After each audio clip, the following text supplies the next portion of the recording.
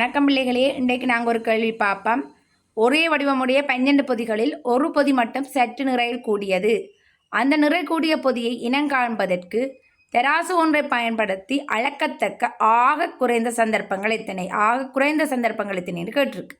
So நீங்கள் என்ன செய்வீங்கள்? 12 பொதியையும் முதல் ஆறாக பிரிப்பீங்கள். ஆறாக பிரிச்சுட்டு நீங்கள் தராசில் வச்சு நிறுக்கேக்க எந்த பக்கத்தில் நிற கூட காட்டுதோ அந்த 6 பொதியையும் எடுத்துட்டு மற்ற 6 பொதியையும் நீக்கி விடுவீங்கள். ஸோ அங்கே வைப்பீங்கள் எடுத்து அந்த நிற கூட காட்டின 6 பொதியையும் திருப்பி நீங்கள் மூண்டாக பிரிப்பீங்கள்.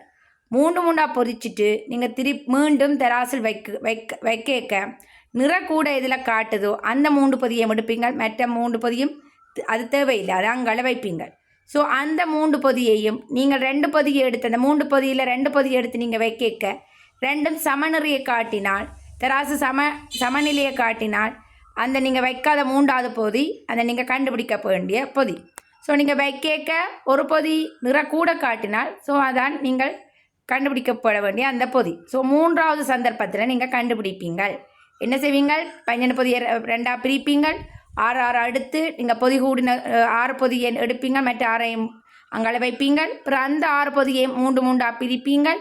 அதை திருப்பி தராசில் வைக்க எது நிற கூட காட்டுதோ அந்த 3 பொதியை எடுப்பீங்கள். மிச்ச 3ஐயும் அங்கால வைப்பீங்கள். அந்த 3 பொதியை திருப்பி ரெண்டு பொதியை நீங்கள் வைக்கும்போது நீங்கள் அந்த நிற கூடின பொதியை கண்டுபிடிக்கலாம். ஸோ 3 சந்தர்ப்பங்களில் நீங்கள் அந்த நிற கூடின பொதியை கண்டுபிடிக்கலாம். ஈஸியான கேள்வி. ஸோ நீங்கள் இப்படியே வேறு கேள்விகள் வரும். நீங்கள் நிறைய ப்ராக்டிஸ் பண்ணி உங்களோட நீங்கள் செய்கிற கேள்வி தான் வர மாட்டில்லை, உங்களோட மூளையை பிரயோகித்து நீங்கள் செய்தால் வடிவாக செய்யலாம். Okay, thank you.